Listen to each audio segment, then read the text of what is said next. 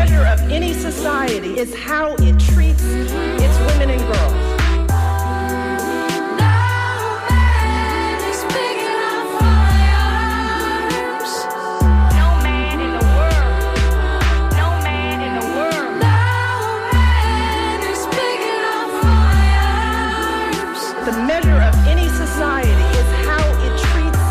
It's women and girls.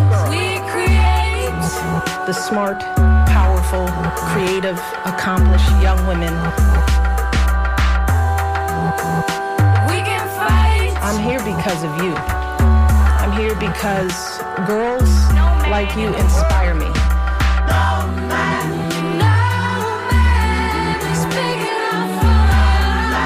Many of these girls have faced unthinkable obstacles just to attend school.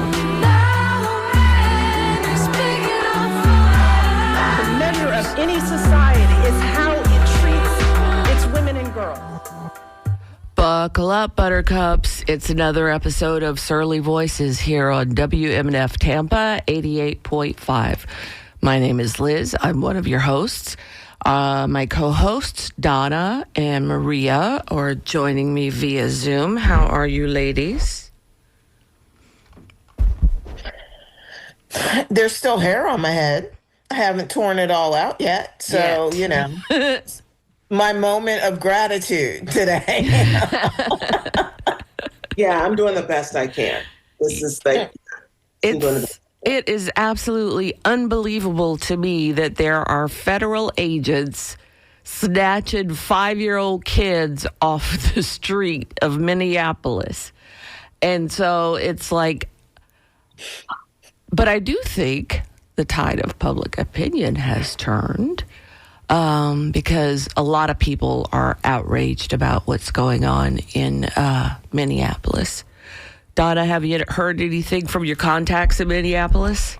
Yeah, we're going to have Connor on here at 10:15. Oh, yay. Okay.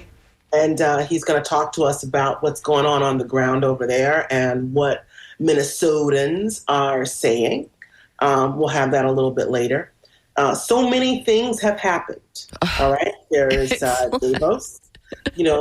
Gavin Newsom saying that he should have brought knee pads for world leaders. Ooh. Right. Ooh. Because they're rolling over. Yeah. Looking like a matinee idol. Him. Right. He's a jerk too. We can look at him, but we don't like him that much. Yeah, he's a jerk too. No, don't get it twisted. Looks aren't everything, right? His beauty is skin deep. And then there is, of course, the plane that went out the other day and had to turn around because the lights went out. There's the 5-year-old and the father, who the assistant to Secretary Noem is saying abandoned his child. And he said that he fled. He said he fled because to protect his child. There was another adult there that was outside. ICE walked the boy up to the door and had him knock on the door. And when the dad came to open the door for his son, ICE was there to apprehend them both. Now, I know that's probably the top line that people saw this morning. The story behind that is neither this father is not a criminal. We said we were going after the worst of the worst. Father is not a criminal. Came to a standard checkpoint, declared asylum, has an ongoing asylum case to which he has adhered, and there was no reason for them in this campaign for the worst of the worst to snatch this boy and his father up. The teacher said he is a good student. He's a bright and kind and loving boy, and that his classmates are experiencing secondary trauma as a consequence of missing him. This is the worst of the worst campaign, just so that everybody's clear about that. So we're going to be talking about the immigration enforcement that's starting to look less like public safety and more like state-sanctioned cruelty with a badge, right? But I did love Bovino getting showered with potato chips. I hope they were barbecue. It's my favorite. They looked like barbecue chips, yeah. They looked like barbecue. We're watching families get split apart like it's a rounding error. And kids are missing parents, partners are missing partners, people are being shot in the face, people are disappearing into a system that is running on confusion and chaos. People are dying in custody. A man was strangled to death by ICE in Minnesota. People are also being sent to Texas, the most brutal of the holding centers, where they are being disappeared and dying.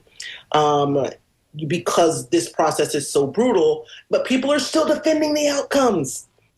The law and order people keep telling you this is necessary, right? Well, you know what? Barack Obama deported like over 1 million people in his term. 3.1 to be exact. 3.1, and you never heard a peep about it. You didn't have all this nastiness and show of mighty force of the SS, you know? Yeah, but I'm going to make it right through this open, and then we're going to get right down into it. Okay. The viral clip showed agents being refused service at a speedway. Federal agents told Newsweek agents that they were harassed while trying to take bathroom breaks. Well, if people don't need freedom and kindness, then they don't need to pee. All right? So, yeah, we're not doing that.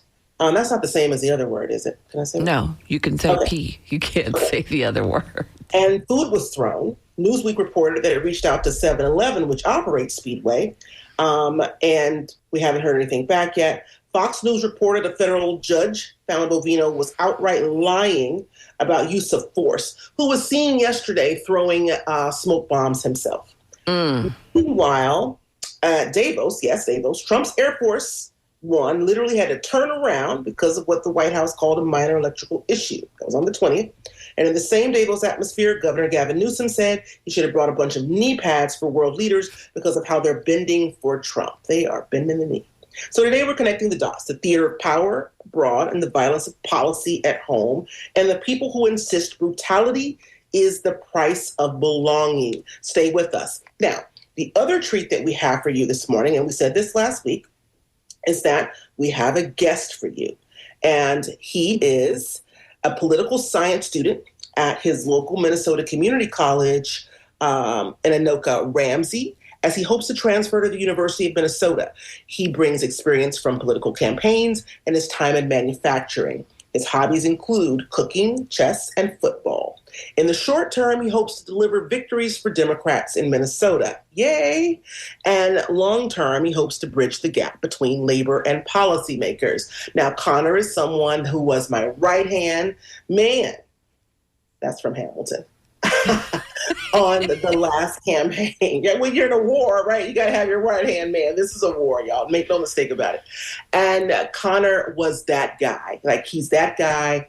Was set to go over to the Angie Craig campaign because I sent him over there. And now they've paused hiring because, of course, this musical chairs is going on in Colorado. But this is an up-and-coming Minnesota Politico. These are the type of people that build and sustain the trifecta, which I hope we'll be able to keep. And I say we because I spend several months a year living and working in Minnesota. Welcome, Connor. So, right now, before we're not going to ask you any questions, we're going to kind of bring you in as a fourth jurist here, okay? And tell us what you think the people in Tampa, Florida. The big thing here is a lot of people are going to get drunk this weekend. Next weekend.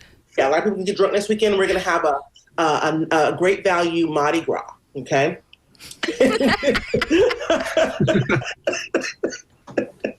And there's also a couple 3-story rubber ducky in the bay in St. Pete. So that's what we're doing over here. We've also got a Republican running for governor, and people like it. So tell the people here, and since you now know the zeitgeist of times over here, tell us what they should know about what's happening in my beloved Minnesota. Yeah, well, first, just want to thank you guys so much for having me on the show. This is such a great program, and I'm excited to be here.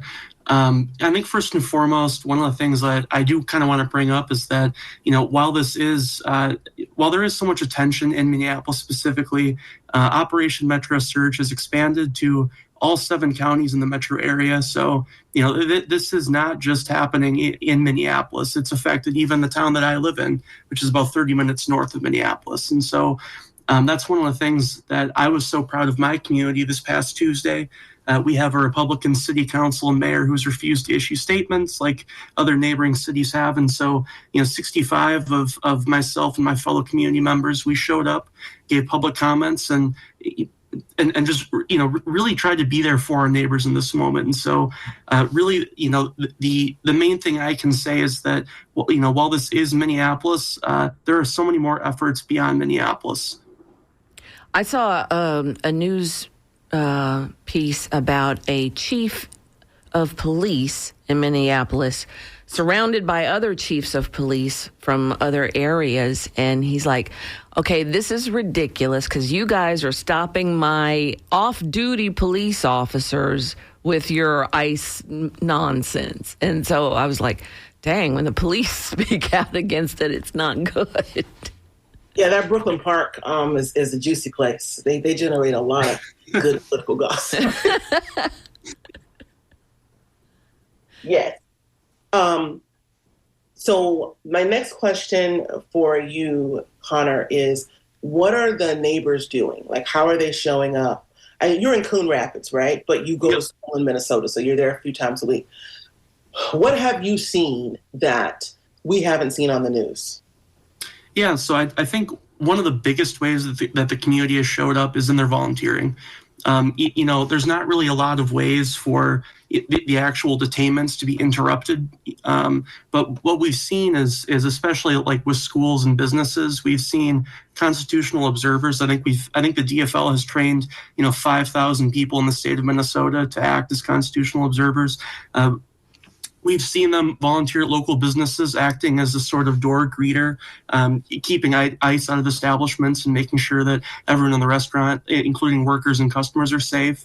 But one of the things that's really been heartening to me is the presence at schools, right? And so during pickup and drop-offs where, parents are dropping off and picking up their kids, we've seen members of my community in temperatures that, are going to get, -10, -20 in the next, week, 2 weeks.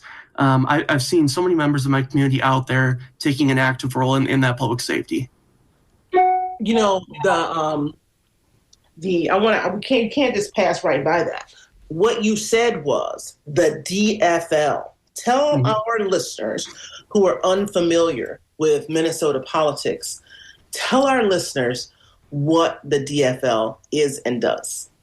Right. So DFL, Democrat Farmer Labor, it's historically speaking, going back to the 1940s, it was an example of the state Democratic Party facing unpopularity, having to merge with other political factions, the Labor Party and the Farmer Party. And so, it's in these prescient times, right? It's an example of a Democratic Party looking to, more left-wing ideas to, broaden their popular support, and have since then been able to deliver a progressive tradition that has outpaced the rest of the nation in a lot of ways. And so I'm a proud DFLer. It's a lot easier to say than, sometimes calling yourself a Democrat. But, these efforts in the state of Minnesota, it's our neighbors coming together and really just advancing these issues. So how much? So, yeah, the DFL. So, and the reason why I backed you up there, Liz, I'm sorry, I'm just going to say this,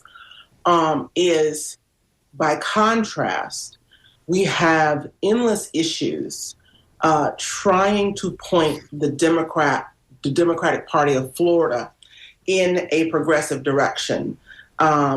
We have erased our progressive coalition. It went belly up last year. And the party here is led by moderates. But from what I understand, and my work with the DFL, because they invite us to come out and do this work for them, the firm that I work for is the largest purveyor of field operations out of state for the DFL, and we have been since we worked on Amy Klobuchar's campaign for her presidential primary. So Minnesota is my other home, and I actually have plans to move there, but who knows what's going to be left when these people get through picking them off the bones, right?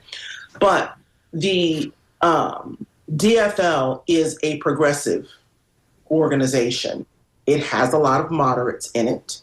It is a big tent.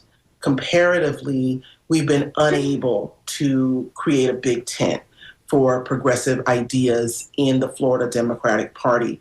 So when someone comes on this show and says that 5,000 people have been trained as legal observers for ICE by the state party, that's a big deal, especially when it's contrasted with the Republican/Democrat Party apparatus that we have here in. I would add size. Because we're the third largest state, right? And we don't have 5,000 people trained as observers in the Dino Party here in Florida. Yeah. Well, I could go on and on, but Connor, is there any kind of support for the SS? Somebody said ICE sounds a lot like ISS. So, is there any on the ground support for these folks? Are there counter protesters to the protesters against the ICE? Yeah, well, I think one of the things we have to understand is that Minnesota in many ways is a reflection of the nation. It's got a really big urban and rural divide. Outside of the metro, it becomes deep red Trump territory. And so as far as, boots on the ground, counter protesters, honestly, a lot of them are afraid of Minneapolis. It's been kind of this media narrative going back to 2020 with all the looting and the rioting. And so as far as on the ground, I mean, there's a few. I would say the biggest one was Jake Lang in Minneapolis last week at City Hall. Tried to have this march against fraud, and I think about 10 of his cohorts showed up, and they were quickly mobbed out by supportive residents in Minnesota who said, we don't appreciate these white supremacist statements, and we are here in support of our neighbors. And so as far as any organized rallies or counter protests, if that's the best that they've got, then there really is no support. Wow. So let's talk about that for a second. Let's talk about Minnesota, right? Let's talk about why I think ICE chose Minnesota. I think the obvious thing is Tim Walz's little war with the president. However, people should know that Minnesota is the most, has the highest civic engagement of any state in the union. Now, I said this a few years ago when I used to come on here and brag about Minnesota. They're so sick of me talking about Minnesota, Connor. I have no idea. I come back every year and I'm like, oh my goodness, I'm back. I'm going to Civilization. I'll see you guys in 3 months, And so the most civic engagement, there's a library downtown that's near the Target Center that looks like a cathedral to the mind. It's like all glass and stairs, and they got the Harry Potter stairs, where you can go up and get books. And there's escalators and so many levels and conference rooms, and it's almost like they're showing off. Now, for people who are Black and live in Minnesota who may hear this, I will tell you that, yes, it's in America and it has its warts. And that education has, and someone told me this the last time I was there this summer, that the education has been deliberately separate and unequal for a very long time, which is why that powder keg where people went off over, we used to train over that Broadway McDonald's. That's where like the heart of the riots were.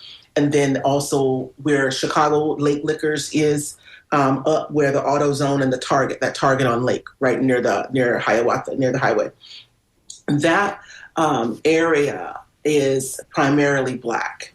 And there are some immigrants mixed in there because as you go down Lake, you find there's like a big mural of Frida, and then there's like the Somali organizations. So Lake has a lot for the marginalized communities in Minnesota.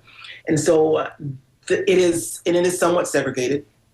The South Side is, staunchly white, the same way the North Side is staunchly Black. And then in the middle, like around 38th, you have these the blending of all of the communities, which is ironically, and maybe not on purpose, is where ICE went, which is Portland Avenue, which is where the the combining of all of those communities into that model American community. They went into the heart of it to begin these highly visible snatchings and killings. And actually, where that T-Rex sits on top of that car on Portland, it's like a landmark. You know where it is, Connor? Yeah. So there's like a T-Rex, like he's crushing a car, just sitting on there.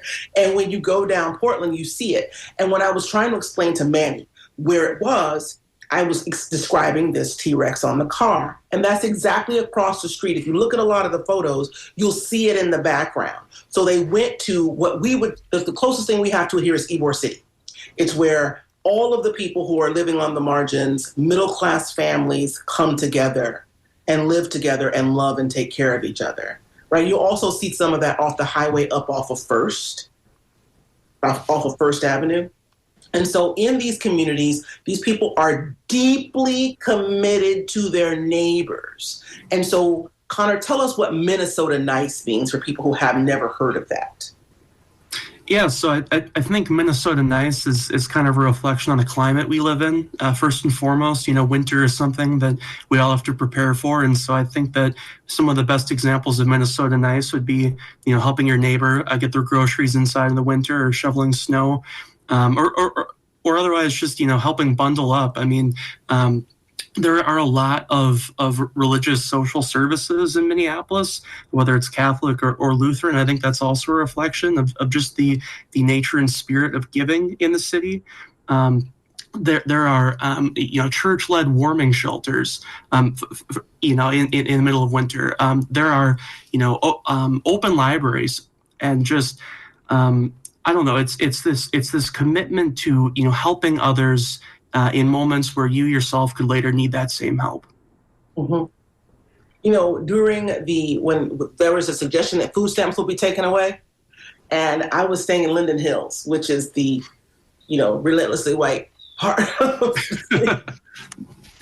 And everywhere you went, all of those white ladies were busying themselves with collecting food for people in other parts of town that might lose their food stamps. And that is the difference between South Tampa. They're so proud of themselves down there. But the Linden Hill ladies, right? It's like this charming neighborhood with all of these like gingerbread houses with like this like Nordic, it's amazing. It's amazing. And everywhere you went into any of these places, you'd be in the glasses place, the eye place, the nail place. And there'd be a place for you to bring in food, just in case people lost their food stamps. The consciousness doesn't stop once you leave the marginalized neighborhoods. And that's the part, and it's very moving. It's very moving for me. Do y'all want to take a caller? Yeah. Before we do that, I have a question. We've all read about Hermit Dillon, who is leading the Civil Rights Division of the Justice Department, threatening to use the anti-Klan provisions to charge Don Lemon. But I read this morning that she intends to charge. The FBI also is investigating the protesters that went to that church in Minneapolis. Do you know anything about that? I guess I could speak more broadly about the efforts of the federal prosecutors. I do know, there's been a lot of turmoil there. One of the things that hasn't really been reported is that they're actually at about half capacity in that office right now in Minnesota. Typically, there's about 70 prosecutors. They're down to 35. And so what's just been happening is that the Department of Justice is having to bring in federal prosecutors from other neighboring states, which is unheard of. I don't think I've ever heard of this ever happening. And these are states like Nebraska, South Dakota, North Dakota, Wisconsin. These states that have definitely swung Republican, or at least have Republican branches. And so one of the concerning things for me is that if you have such an understaffed and overworked office, why are you pursuing charges against people like Don Lemon or these protesters at these churches? That doesn't seem to me to be, positively affecting public safety. And so I think the big point for me is that so much of this has either been a real show of force, right? Tear gassing protesters in the streets, or it's just been these social media sort of headline grabbing moves. Is anyone seriously expecting Don Lemon to be put in handcuffs and taken away? No, it's just red meat for the base to get excited about. And so that's where this all just really doesn't make sense to me. Didn't they arrest Nekima Levy? I keep calling her Pounds. That was her maiden name. Nekima Levy Armstrong now. Didn't they arrest? I saw a picture. Somebody put something over her face, but I'm sure that was her. And I think we have to talk about who she is in order to put this in context. Nekima Levy was a BLM leader from the zenith of the BLM era. She went on to become the president of the NAACP. She later ran for mayor, which was very contentious and it was hot. And I think that she got married, and she is a civil rights lawyer. So she moved on to do that work. And I really haven't heard anything from her. I haven't heard anything from her over the years. And then this is the first I've heard of her in news, mainstream news, now for about 4 or 5 years, just before COVID. So she has been an object of interest for many years for these people. And now I hear that we hear it before. If you are connected to Minnesota, you hear it before it hits the mainstream news, that they are looking to go after the heads of organizations who are doing the trainings that Connor was referring to. So the law doesn't allow them to do what Maria was saying they want to do. The law literally doesn't do the thing that they're asking it to do. The Ku Klux Klan Act doesn't actually do that. But they're going to try to cost them a lot of money in lawyers and just kind of drag them through the mud and, get them all battered and coated and fried. The funny thing that I saw yesterday was Pamela. I think, Liz, you put it in the group. Oh, my gosh, yes. Hey, you want to talk about that? Let's get Eduardo on the line real quick, and then we'll come back to Pam Bondi. All right, Eduardo in Tampa. How are you? Good morning. Well, you started talking about Mr. Armstrong, and I guess the other one was Miss Allen, and I guess one's an attorney and one's a clerk of a board of education. The only thing I got a beef, and I don't think they should be going to church. This has to be outside. We should not be having kids during the day going out to protest. They need to be in class learning the basics. They should not be going out and protesting. They could do that after school. That's fine. But during school hours, that's a no-no.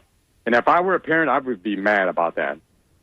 Okay, don't go anywhere. Because I have a couple questions for you. Yeah, because I'm kind of unclear on the context here, Eduardo. Okay. But go ahead, Donna. If ICE goes into the schools and terrorizes the kids, do the kids then not have a right? If ICE is going to use that time to disrupt learning and snatch their classmates away, shouldn't these children have the right? They have rights too, just because they're under the age of 18. What do you think about that? Yeah, the parents need to tell those people to get out. And I'm talking about ICE. They need to get out of school because the son and daughter are there to learn. So the parent and the administrators need to tell ICE to get the hell out of there. And have you ever heard of experiential learning? I was going to say the exact same thing, friend. Yeah. Go ahead. Take it away. No. Go for it. Experiential learning. Experiential learning is a model of learning that is exactly what it says. learning through the experience. And there's a lot to be learned from the experience of civil disobedience, the history of civil disobedience, and the actual Constitution and what it means to exercise your constitutional rights for civil disobedience, right? And your First Amendment right for speech.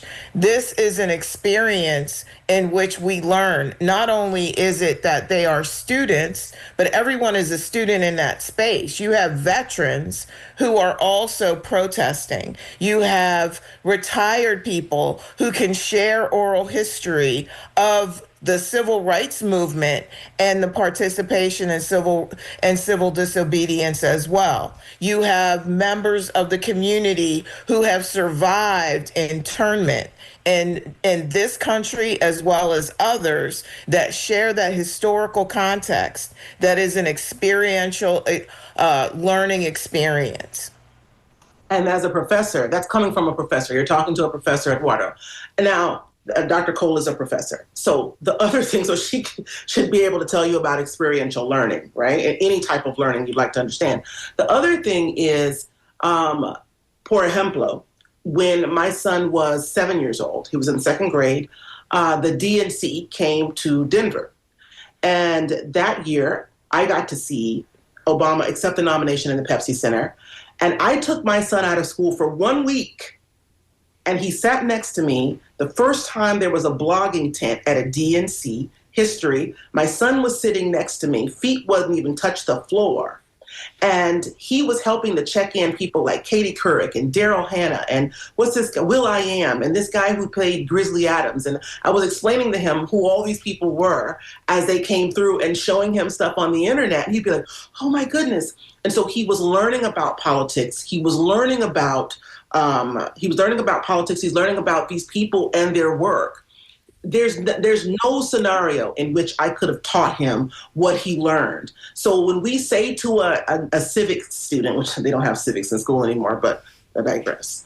They say to But this is the opportunity to have civics. This is it right here. Right here, that you have the right to redress, and that for your government for redress on your highways and byways. And when can you have this protest? It's when situations that you could not have foreseen, like someone snatching someone from your school, takes place in your school, then you have the right to protest and you have the right to take the street to do that. Now, as a teacher, I could say that to a student, but to have those students walk out and understand their rights, priceless. Picture's worth 1,000 words, and a protest is worth infinitely more than that. So do you have anything, if you're still on the line? Yes. Yeah, So now, I disagree. I mean, that's fine, but I disagree. I mean, if I were... And you want to tell us why? I would disagree, yeah. Tell us why you disagree with experiential learning. Yeah. Oh, he left. Okay. All right. So again, and I want to point to Eduardo as an example of when we say during election, people always get upset with us. We say people don't care about the facts. And then you have all these people over and over again, people come to Florida and they say, you know what, I'm going to arm the Florida electorate with the facts. And guess what happens?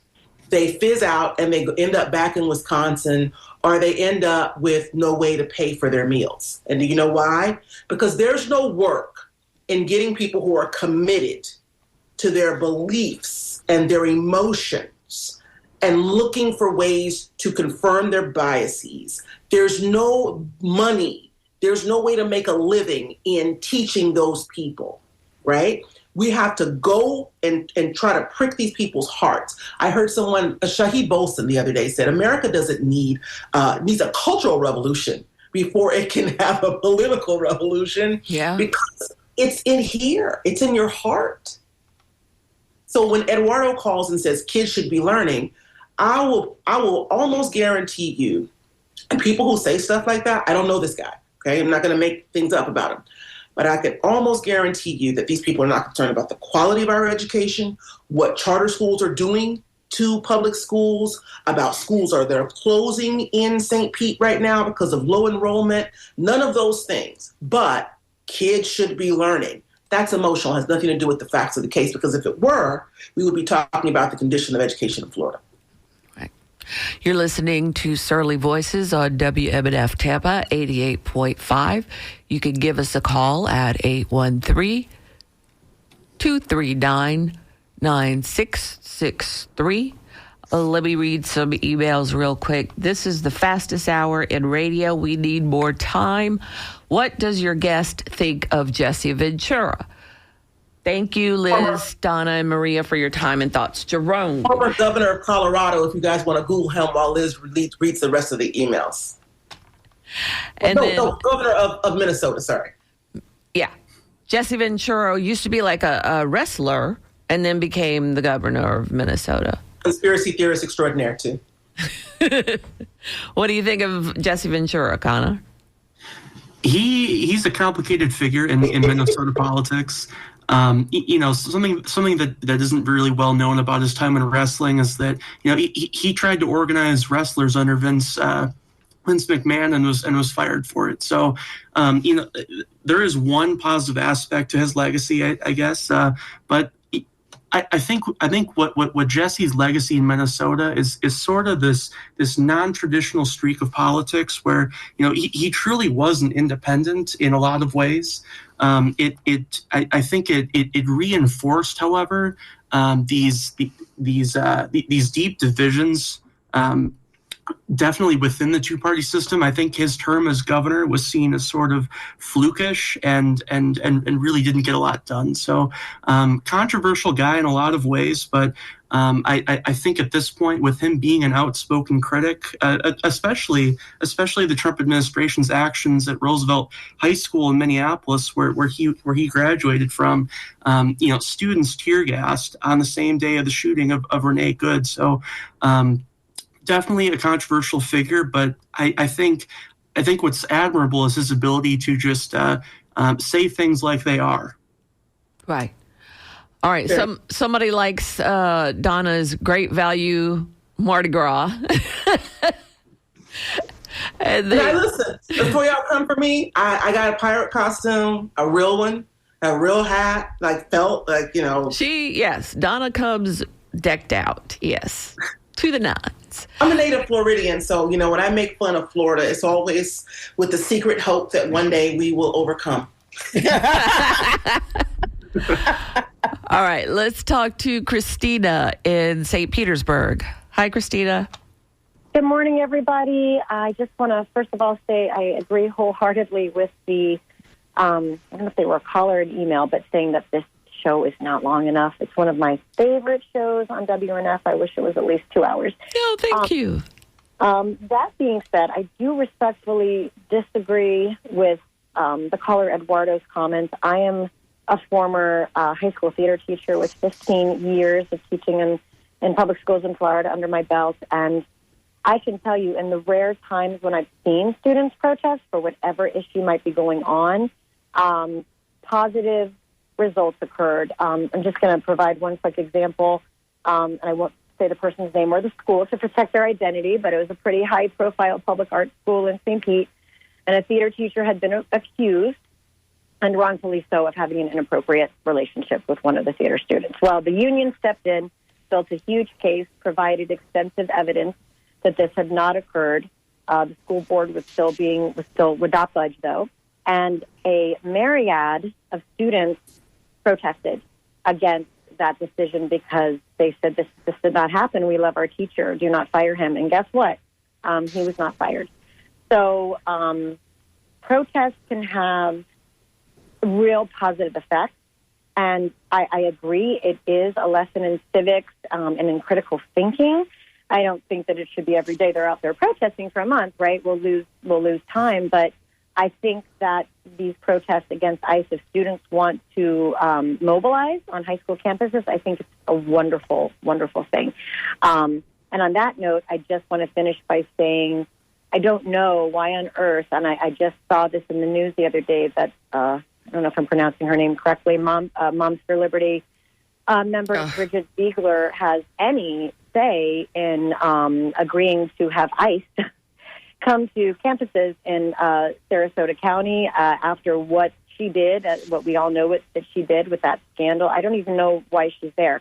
But anyway, that's all I wanted to share. Thank you so much for your show. I'm going to exit and just listen to comments. Bye-bye now. Thanks so much, Christina. Thank you. All right, St. Pete's hot today. We got Gary from St. Pete. Hi, Gary. Hello. So many things. I'll try to, pare it down. But that guy, Eduardo, did he have a kid in a school that was invaded by a bunch of masked thugs with automatic weapons? Good question. Then I doubt, he needs to STFU if his kid did not experience that. Mm-hmm. Because tell him, the parents should have been called. Administrative should have chased them out. Do you really think it's that easy? These men have automatic weapons, and they are masked to the hilt. And to think that some kid's mother's going to get out of here. Right. Yeah. People, get away. It's not going to happen. They're shooting protesters in the face with real bullets and fake bullets. I mean, exactly. So for him to be so cavalier about it tells me he doesn't know what he's talking about. He doesn't have that experience with a kid coming home from school traumatized, probably being forced to squeal on his friends. Mm-hmm. And if they want to walk out, let them walk out. Right. My God. All right. Thanks so much, Gary. You're on fire today. One more quick thing. They were talking about Minnesota nice. I mean, who could be more nice than Mary Tyler Moore? I wrote a thing on YouTube. I went, Mary Tyler Moore is rolling over in her grave. Because, I'm drawing a blank. Nicole Good, but what's her first name? I can't think of it. Nicole Prince. Prince is from Minneapolis. No. The woman that got assassinated. Oh, Renee Good. Renee Good. I'm sorry. Thank you. Renee Nicole Good could have been Mary Tyler Moore. So they basically blew Mary Tyler Moore's head off. Wow. And I hope they're happy. Yeah. What? I can't believe nobody can make that connection. I guess nobody's as old as me. So keep up the good work. I love you women. I refuse to call you ladies. I mean, that is so chauvinistic. Thank you, Gary. How do you like to be identified? I mean, seriously. I'm a white guy, but I'm a gay white guy, so I don't have all of that privilege. Right. Women is fine. Women. Ladies, I think, sounds like tea and pearl clutching too much. Yeah, exactly. Yeah. Exactly. I mean, that guy, Eduardo, there aren't enough pearls in the world for him to be clutching. All right. Thank you so much, Gary. Keep up the good work. I love your show. Thank you so much. Bye-bye. You're welcome. Have a good day. Bye. All right. So, Maria, what do you think of... What's your thoughts on Eduardo aside from the experiential learning perspective? I think Gary's got a good point. If you don't have a kid in school, why do you have an opinion? It's like it's not even that. It's sort of like so I've told you before. My mom grew up in the Netherlands during World War II, right? And people were disappeared in the middle of the night, right? And so we've had these discussions before. One of the things my mother used to always say is America needs a little bit of war to understand what a real threat is, right? And she was speaking like metaphorically, but it's very easy for people to say, go to school and learn when they're not under threat. But there are real threats in the classroom, and that people need to understand how we as a community come together and confront real threats, the real threats that are a violation of our being, a violation of our safety, a violation of our constitutional rights, a violation of our ability to actually do what Eduardo is suggesting, go to school to learn. Right? Because the schools are getting overrun. Like our communities are under threat. It's not as simple as like, I'm going to grab my lunch, put my backpack on, and go to school and learn, right? Children can't learn if they're hungry. They can't learn if they're constantly looking over their shoulder. They can't learn if they're worried if they're going to go home and their parents are kidnapped by ICE. If you really want your kids to learn, let's create the environment for them to thrive. And on that note, let me sneak an elephant in the back door.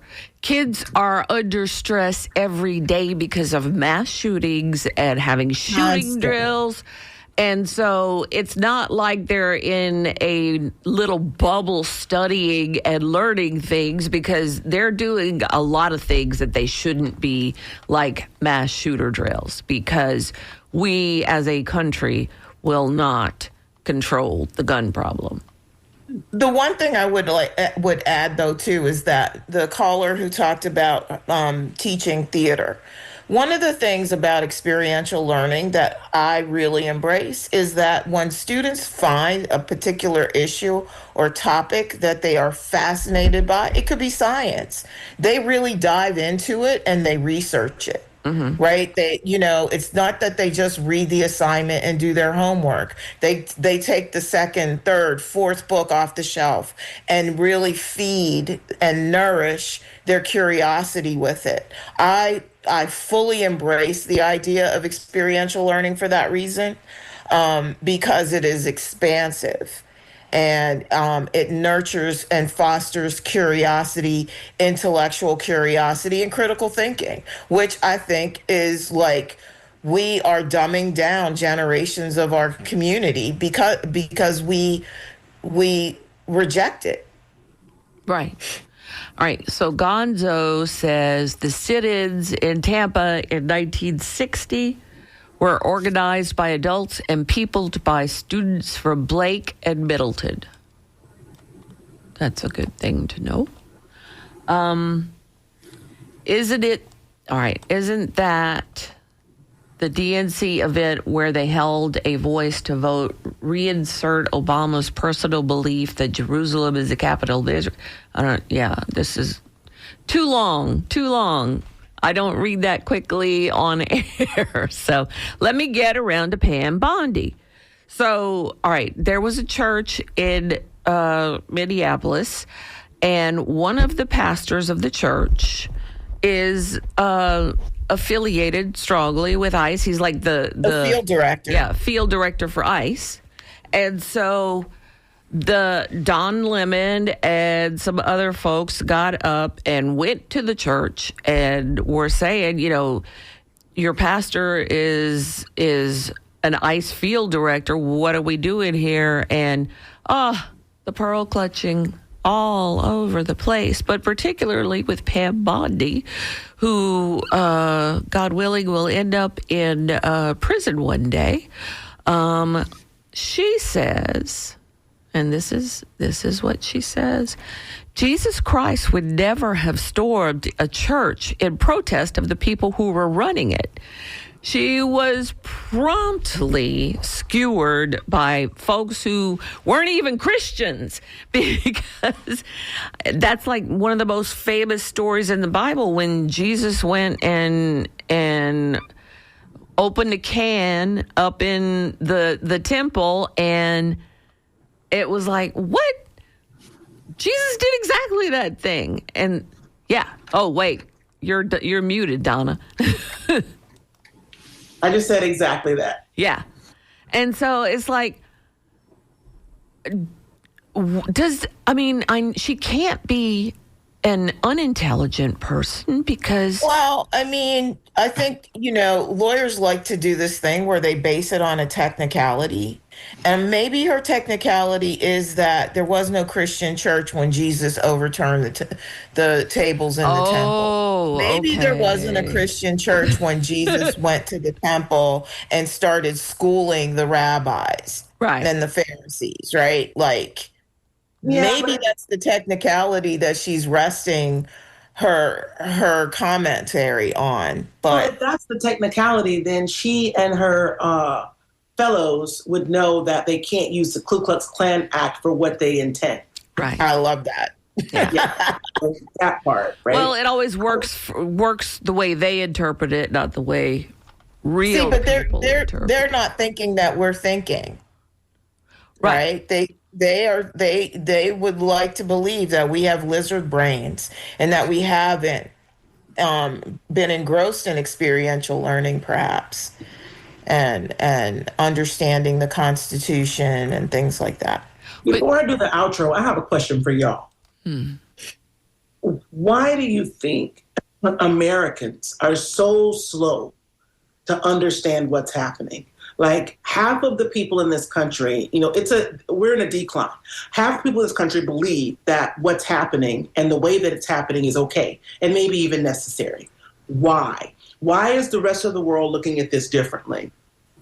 I think that the answer is obvious. And I think that no one ever wants to talk about the answer, right? And it's it's as simple as the person who expressed it the most simply was Lyndon Johnson. We are in the throes of the last vestiges of white supremacy. And people are clinging to the fear of the dismantling of this white supremacist ideological system, right? Capitalism is built on white supremacy. And we are confronted with the idea. Look at who's being targeted, right? This country has to have its reckoning with the fragility on which it has constructed its social contract. Right. And that is where we are. And I haven't heard very many people talk about because people want to say, oh, this is terrible, this is crazy, this is without due process, but no one wants to go down to the root causation of how we got here, right? Right. And I have to absolutely agree with that. I mean, I was raised in South Louisiana, and I mean, I could tell you to a person who is a Trump supporter and who is not, because if I've heard them say racist things before, I'm like, yeah, ain't no doubt about you, check.